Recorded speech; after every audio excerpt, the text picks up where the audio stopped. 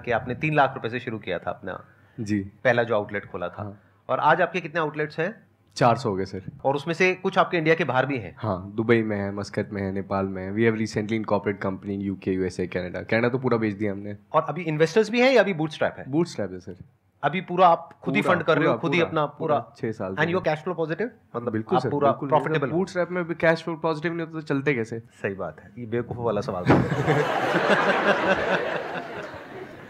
तो आपके जो आउटलेट्स हैं वो ज्यादातर फ्रेंचाइजीज हैं या आपके अपने आउटलेट्स? ज्यादातर फ्रेंचाइजी सर। मतलब क्या रेशियो होगी नियर अबाउट? सर 5 हमारे कंपनी आउटलेट, बाकी सारी फ्रेंचाइजी है। आपकी जो मेन रेवेन्यू होती है वो चाय से होती है या जो चाय के साथ में आप और प्रोडक्ट्स देते हो वहां से होती है? चाय से भी होती है सर, लेकिन चाय तो 10 रुपये हमने रखा कि चाय को देख के लोग आए, बाकी फिर सर मेन मार्जिन खाने में रहता है। वो भी आपने डाला हुआ है? हाँ जी। तो आपकी जो प्रोडक्ट रेंज है वो कितनी बड़ी है इन द सेंस, मतलब कितने नंबर ऑफ प्रोडक्ट्स हैं आपके जो खुद के अपने ब्रांड से हैं? स्टार्टिंग में सर हम लोग को जो जो अच्छा लगता था हम सब ऐड करते जाते आते, जो हमको पसंद था, तो हमारी 200 की लिस्ट पहुंच गई थी। ओह, बहुत ज्यादा होता है, बहुत उसको ज्यादा। मैनेज करना ही बड़ा मुश्किल है, अभी फिर इन्वेंट्री और ये वो बहुत। whatever। अभी हम जब समझे कि menu designing is also science, तो उसको आपको कम करना चाहिए कि आप कम रॉ मटेरियल से कम, एक सेम एसओपी से कम मैन पावर के साथ में ज़्यादा चीज़ें बना सको, तो हमने अभी उसको कम करके 21 किया है सर अभी। ये बहुत बड़ा पॉइंट है, ध्यान से सुन लेना और ध्यान से समझ लेना। ये गलती ज्यादातर एंटरप्रेन्योर्स करते हैं शुरू शुरू में जब अपना कोई काम करते हैं। जब आप अपना कोई काम करने वाले होगे ना, आप क्या सोचोगे, मेरा जो प्रोडक्ट है उसकी वैरायटी बहुत ज्यादा होनी चाहिए। ज्यादा नहीं होनी चाहिए, क्योंकि आप उसको संभाल ही नहीं पाओगे। उसकी सप्लाई चेन मैनेज करना ही बड़ा मुश्किल हो जाएगा। आप सोचो ना, जितने ज्यादा प्रोडक्ट्स रखोगे उतना ही ज्यादा आपको स्टॉक भी रखना पड़ेगा, उतना ही बड़ा वेयर हाउस भी चाहिए, उतने ही ज्यादा तरह की पैकेजिंग चाहिए, उतना ही मुश्किल होता चला जाएगा उसको मैनेज करना। एक्सपायरी पेरिशेबल रहता है, कुछ खराब हो पेरिशेबल जाता है बहुत कुछ, right, that's what I am saying कि मतलब वो पेरिशेबल है, यानी कि कुछ टाइम में खराब हो जाएगा। तो जो नहीं बिक रहा है वो अटकता चला जाएगा। तो इन्होंने एक गलती करी शुरू शुरू में कि 200 प्रोडक्ट्स की रेंज निकाल दी, बाद में इनको समझ आया तो इन्होंने कम करके 21 कर दिया। और क्या होता है सर, अलग अलग लोग डिमांड करते हैं, अपने पास मैन पावर लिमिटेड है, तो सब लोग इधर उधर भिड़ जाते हैं, तो उसमें सर्विस का भी टाइम बहुत ज्यादा लग जाता है, आदमी भी ज्यादा ऑक्यूपाइड हो जाता है, इसलिए हमने उसको फिर अभी जाके काट झाट के कम किया पूरा। बिजनेस में ना ये बहुत बड़ी क्वालिटी है कि कॉम्प्लेक्स से कॉम्प्लेक्स बिजनेस मॉडल को सिंपल कैसे किया जाए। हम इसका उल्टा करते हैं जब हम बिजनेस करते हैं। हम क्या करते हैं, सिंपल से बिजनेस मॉडल को भी इतना कॉम्प्लेक्स कर देते हैं जिसकी कोई हद नहीं है।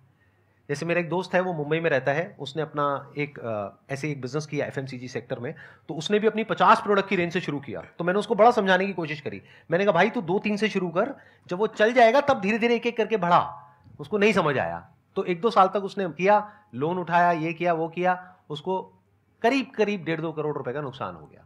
इसी वजह से, जो वजह मैं आप लोगों को बता रहा हूं, ये बहुत बड़ा पॉइंट है समझने वाला। कम पे ज्यादा रेवेन्यू निकालो, ये टारगेट होना चाहिए। और जो प्रोडक्ट बिल्कुल ही नहीं बिक रहा उसको हटा दो, उसको स्क्रैप कर दो। आप भी करते रहते हो टाइम टू टाइम ऐसा? सर इनिशियली ना सबसे ज़्यादा जो मैटर करती है टीम होती है, तो इनिशियली कैसे चूज़ करें, बिकॉज आपके जो इनिशियल टीम मेंबर्स होंगे वही डिसाइड करेंगे फ्यूचर। मुझे ऐसा लगता है कि आपका विजन अलाइनमेंट बहुत अच्छा होना चाहिए, जो भी आपकी इनिशियल टीम होती है। तो मेरी इनिशियल टीम में मेरे दोस्त था बचपन का, तो हम लोग के विजन, हम लोग के सपने एक जैसे ही थे। और हमारे साथ में एक और बंदा था मनोज, जो कि ऑर्फन थे उस टाइम, मतलब अभी तो हमारा परिवार का हिस्सा है इसलिए मैं नहीं बोलता हूँ, उस टाइम पे ऑर्फन थे। एक डेंटिस्ट साहब थे, उनके यहाँ पे जूते चप्पल जमाते थे सर, वो शटर वटर खोल के, तो वो थे साथ में हमारे। तो वो लोग जो रहते, आज भी वो हमको छोड़ के नहीं गया है, आज भी हमारे साथ में 6 साल हो गए ना। अभी उसका खुद का घर है, फ्लाइट से जाता है, अभी उसका लंदन का वीज़ा लगा रहे हैं यूके का, तो वहाँ जा रहा है। तो ये जो लोग रहते हैं ना साथ में भाई, नॉट जस्ट फिनेंशियली आपको अगर आप कभी डाउन जाते हो तो आपको हेल्प करती है, बट आप इमोशनली भी एज ए पर्सन भी आपको बहुत ज़्यादा हेल्प करते हैं। तो टीम इज़ वेरी इंपॉर्टेंट। आपके जो पिलर्स होते हैं ना, स्तंभ होते हैं मजबूत, वो बहुत रखने बहुत ज़्यादा जरूरी इनिशियल स्टार्टिंग से। सर शुरू से आपका विजन एकदम हाई लेवल का था कि आपको इतना रेवेन्यू जनरेट करना है, कि जब आपने शुरुआत की थी तो शायद हो सकता है कि छोटी शुरुआत रही हो, शुरुआत में रिजल्ट ना मिले हो, तो आपने अपने पेरेंट्स को या सोसाइटी को कैसे कन्विंस किया था कि हाँ हम स्टे रहेंगे यहाँ पर, थोड़ा रुकेंगे और हमारी थिंकिंग हाई है, हम बहुत ऊपर तक जाएंगे? जब तक सोसाइटी को आप प्रोटोटाइप नहीं देते ना, कुछ करके नहीं देते, कोई भी नहीं मानता है, आपको प्रूफ करना ही पड़ता है। और विजन हम लोग का था ही, आनंद जो था वो बोल रहा था कि यार हम लोग को मैकडॉनल्ड्स की फ्रेंचाइजी लेनी चाहिए।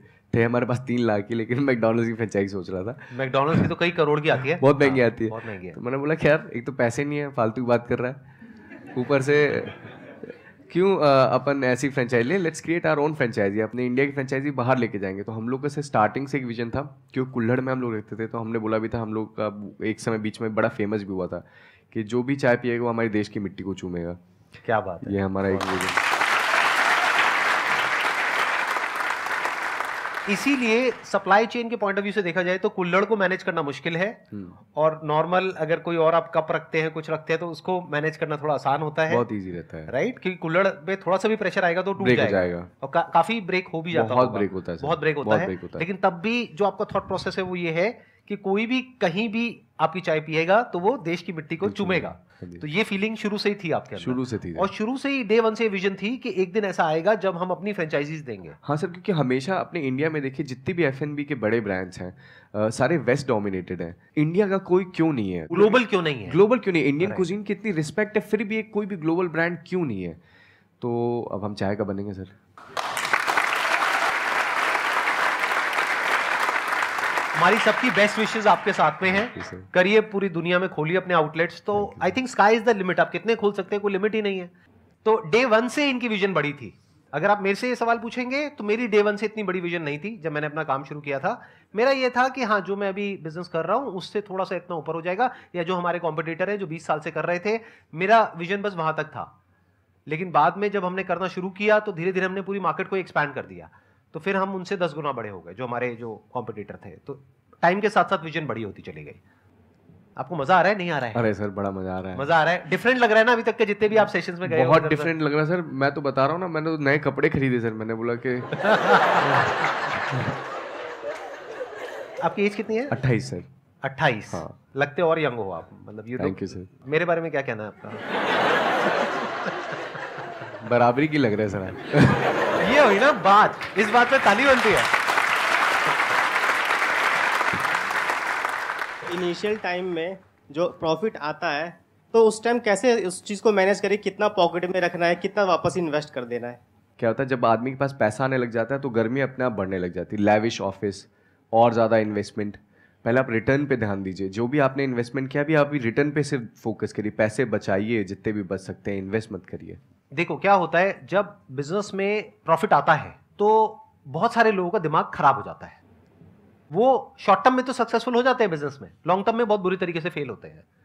तो एक्चुअल में अगर आप बिजनेस में लंबा चलना चाहते हो, कुछ बड़ा करना चाहते हो, तो एक बात हमेशा याद रखना, एक होता है इन्वेस्टमेंट, एक होता है एक्सपेंस। इन्वेस्टमेंट और एक्सपेंस के बीच के फर्क को अच्छे से समझ लेना कि एक्सपेंडिचर क्या होता है और इन्वेस्टमेंट क्या होती है। और इन्वेस्टमेंट के रिटर्न को भी, और इन्वेस्टमेंट पे कितना रिटर्न है, कि किस इन्वेस्टमेंट पे कितनी रिटर्न आ रही है। एक ऐसी इन्वेस्टमेंट हो सकती है जहां पे रिटर्न आ रही है 5-10% की, एक ऐसी इन्वेस्टमेंट हो सकती है जहां पे रिटर्न आ रही है 100% की, और पता लगा आप एक्सपेंडिचर कर रहे हो जहां पे रिटर्न माइनस में है। मेरे ऐसे बहुत सारे दोस्तों के साथ में हुआ है। मैं देखने में यंग लगता हूं लेकिन मेरी एज बहुत ज्यादा है।